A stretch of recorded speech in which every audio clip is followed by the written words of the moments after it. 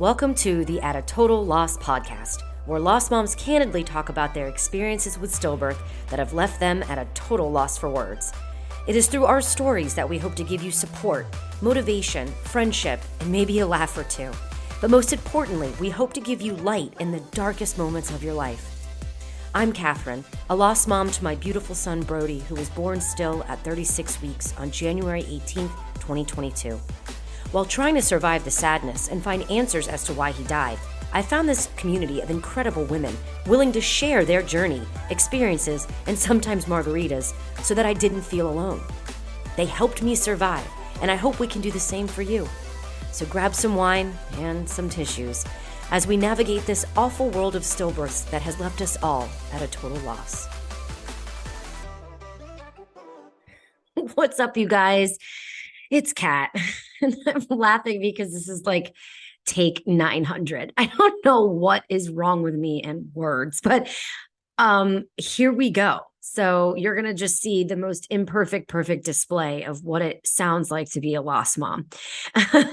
I know you feel me. So what's happening? Here we go. This is the At a Total Loss podcast, and I'm about to tell you a little bit about myself. So some of this might make sense or not.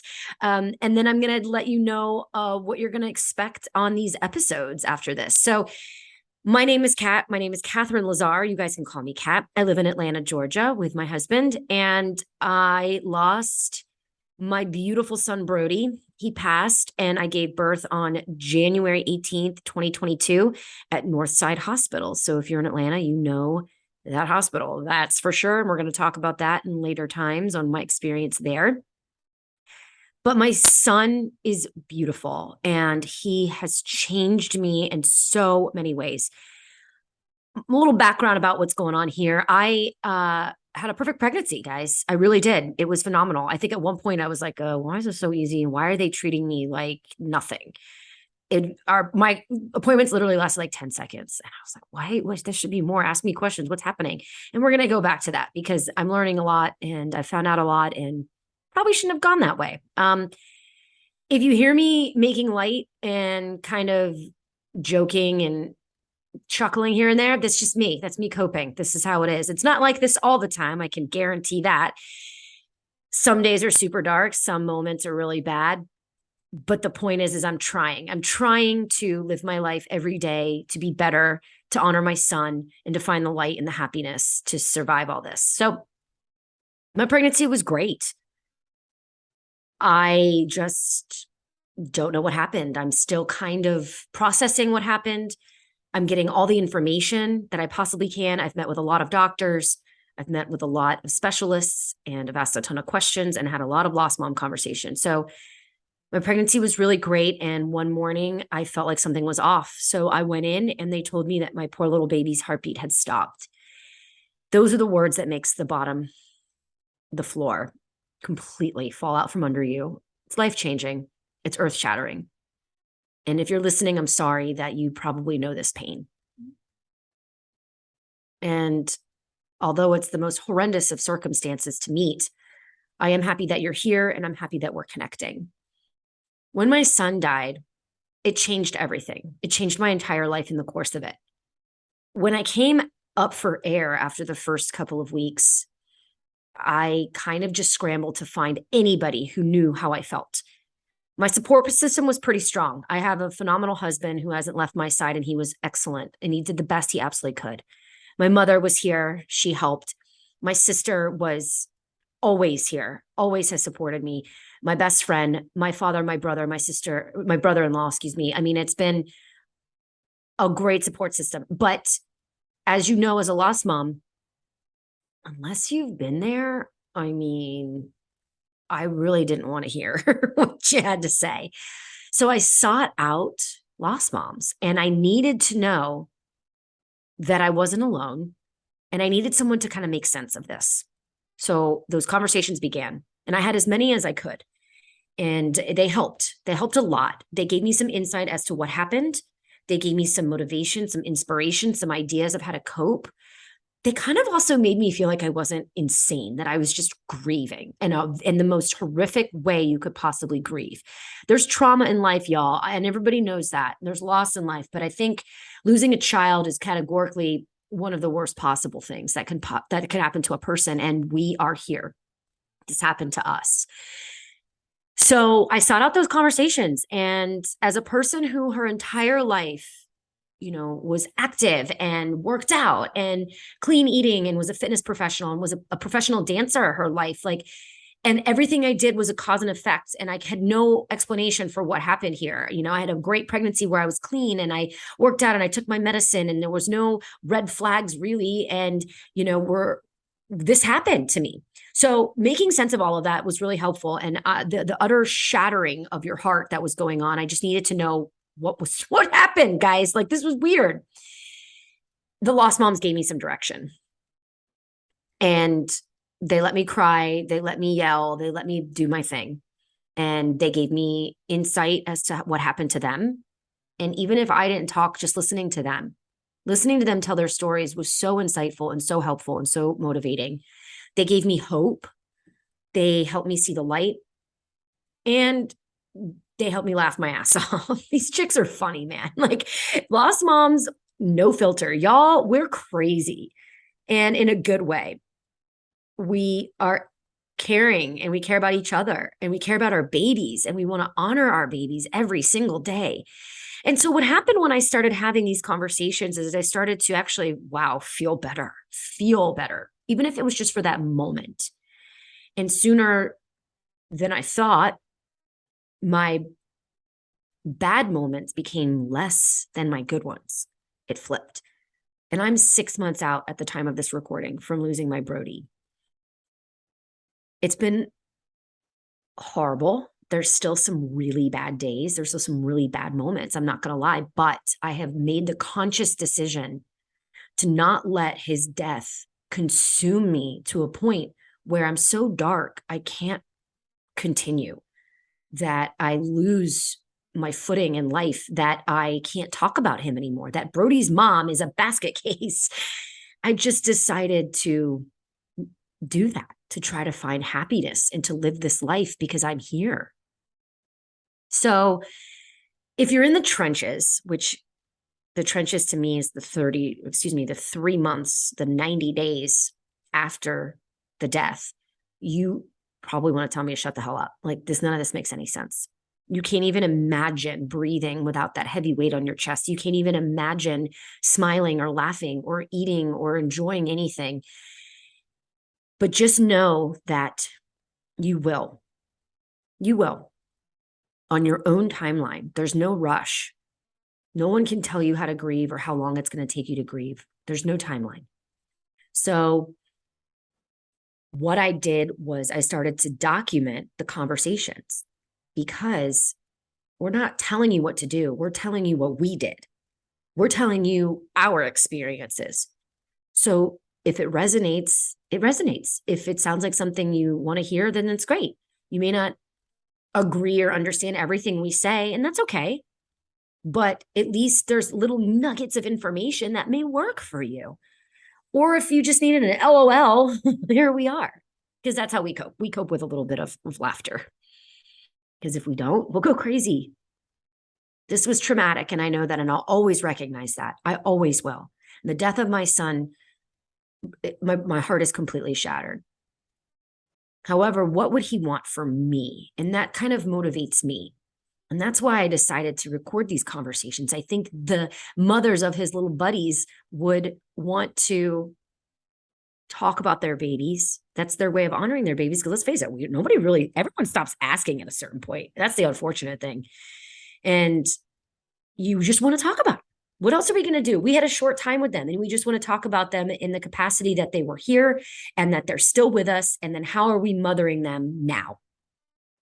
Yeah, that's all normal. That's normal for us now. So that's what these conversations are. And not only that, you're going to hear some medical stuff, because let's be real, I needed answers as to what happened to him. So I kind of sought out the medical, the science, the facts. I needed the facts. I'm still getting them, and I don't like them a lot. A lot of the times I just don't want it. I'm like, that I should never have asked that question. But The good news is that it gives you knowledge and power, not only to help others and to spread the word so that this doesn't happen anymore, maybe make some changes to what happens to us in our care as pregnant women, but also maybe if you're talking about conceiving again, or, we are going to talk about those things. We're going to talk about the medical aspect.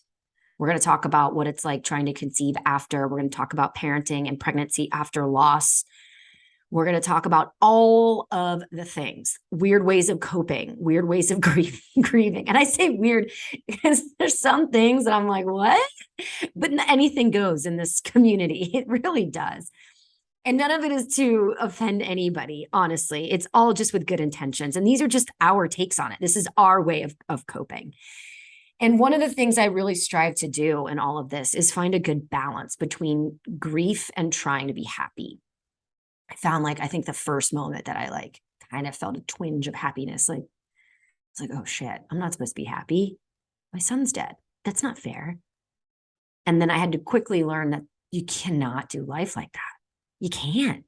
What, are you never going to laugh again? Your child would hate that for you. Oh my, I know my Brody, he'd probably be embarrassed right now that I'm talking about him so much. Can you see it now? Mom, shut up. You're embarrassing me. Get your shit together. Yeah. So that helps to remember our babies and what they would want for us, that they'd want us to be happy. They'd want siblings, If you hate everything I'm saying right now, you're probably not there yet. And I'm so sorry. Grief is the direct result of how much you love. And that's why this has been so soul crushing for all of us. We will always have grief. And so the conversations I've had are with women who have actually lost 15 years ago. They still have grief, but they learn to live with it. They learn to keep going and be happy even with that grief. And that's normal and that's okay. One thing we strive to do is have a good balance. Life is about balance. I've always said that. I've been in the fitness industry working as a professional my whole life, and I've always said balance. Hey, go work your butt off and have that glass of wine if you want to. That's just me. I reference wine a lot, just letting you guys know. It's my thing. So we have to do that with grief. If you want to grieve, do it. Be griefy, be sad, be weepy, be mopey, do whatever you have to do. And it'll make you feel better if you cry. Yes, absolutely. If you want to be happy, you want to take on the world and you want to go gallivant and find joy, do that too. And find your happy balance in the middle. If you're doing all of one and all of the other, I'd be really worried about you. We can't do that. It's just leading for disaster. So do what you got to do. This podcast is simply just a semi-survival guide. Just the stories that we have can help. That's what I think. They helped me so much. Even as heart-crushing and heartbreaking as part of these stories are, there's such wonderful joy and happiness that comes out some of them. And the stories, the way that they coped, that's just all this is. Yeah, that's it. We're going to LOL. We're going to chuckle. We're going to giggle. We're going to talk shit. We're going to probably have some tears. We're going to do all the things. That's just how we roll. And it's going to be in the most perfectly imperfect way too. I don't know what I'm saying half the time. And neither do the other moms. And so you probably get that. It's wild. It's a wild roller coaster. And even as I say these words, I'm like, I'm going to have to redo this. But no, I'm not. I'm going to let it fly because this is what it looks like to grieve as a lost mom. So I really hope that you find something out of this, whether it's information or education or motivation or inspiration or different methods of coping, or even if it's just a laugh for the next 50 minutes to an hour. And I'm always down to hear what you guys want to hear. I do plan on bringing some professionals in the space, medical and also therapy. I've done a lot of therapy. I've tried it all because I desperately wanted to know how to make myself feel better to continue to live this life. Wanted to just be better and do better. So I'm sharing all that information, and I'd love to have those people that helped me on here.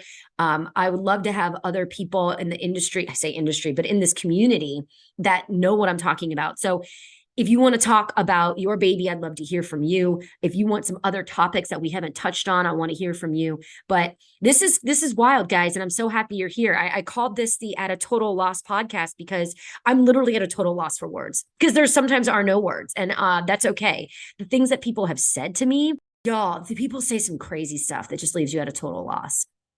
The intentions are there, but the misses are hilarious. And at the time, sometimes they're crushing. They're very like, oh my God, I can't handle this. But then, I mean, people are trying out there, and just the things that people think, say, and do just leave you at a total loss for words. Not to mention, nobody warned you about what grief is like. You kind of leave the hospital, your soul is crushed, you're a shell of a human. And then you're like, oh, wait, I have to go now grieve. What is that? What does that mean? And here we are. So buckle up. It's the shittiest club you never want to be a part of. It's a life you never signed up for. It's one you don't want, but we're here and we're in this together. Damn it. We're going to do this together. I applaud you for even turning this on, because that means you're willing to listen. And that takes strength in and of itself. It really does. Reaching out to others, telling your story, listening to other people's story, getting help, getting advice, getting anything is just a symbol of strength. So be so proud of yourself. Really, really do. And we are going to talk about our babies. We're going to honor our babies, the best part of this whole thing. So with that said, thank you for being here, and welcome to the At a Total Loss podcast. That's all for this episode of the At a Total Loss podcast. If you'd like to help other lost moms benefit from our stories, please share, rate, and comment wherever you are listening. Thank you for being the strong mama that you are. And remember, when things have you at a total loss, we're here to help you find the light in the darkness. Take care, lost moms.